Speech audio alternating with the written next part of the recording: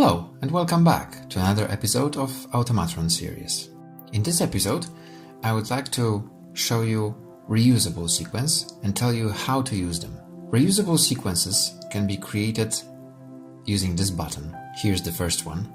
You can rename it the same as any other module. So I will give it a name.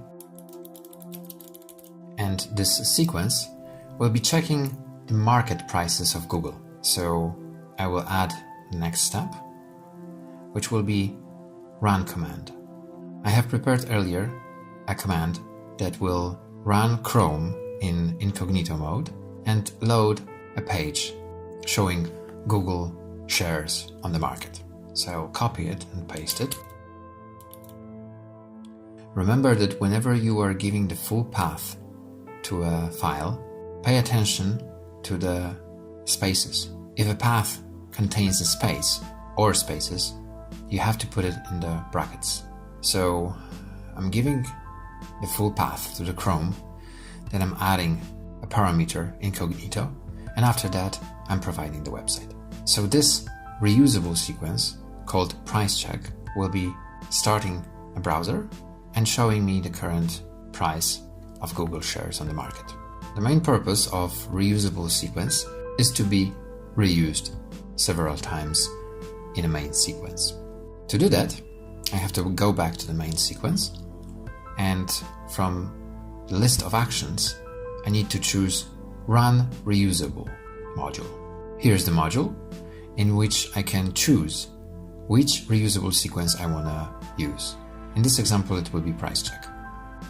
For your convenience, Automatron will show you which reusable sequence you are referring to. What is interesting is that this is not actually a sequence. It's a link to the sequence which has been defined below. So if I click on this button, it will automatically switch me to this row. If I would like to add a next action in this sequence, I need to click on this button, and only here I can define the next step. In this case, it will be a simple delay. Let's say I want 5 seconds of delay. Normally, I would, for example, want it to be 1 hour, but for the purpose of this video, I will put 5 seconds. And then I would like to reuse the same sequence again. So I will use the same module and choose price check. I can do it as many times as I want, and I can have as many reusable sequences defined as I want. As you can see, they all appear one below another. To delete a reusable sequence, you have to highlight it and click this button, delete sequence. I will do it now with all 3 of them. Also, what is interesting, if I change the label of this reusable sequence, it will also change here in these blue fields.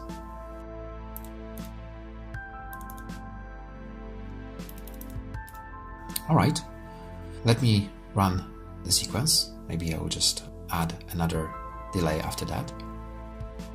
Actually, do it this way.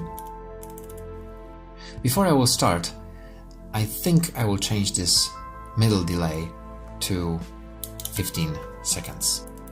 Okay, I think I'm ready, and let's run the sequence and see what will happen. Here's the first page that is loading. I have the page. I will close it. The sequence is still running. And now again, we have the page showing the prices. That is because I have used a reusable sequence twice in my main sequence. This functionality is very convenient, especially when you would like to have multiple sub-sequences that you would like to refer to in your main sequence, but you don't want to have an enormously big chain of events in one row. Thank you so much for watching, and stay tuned for more.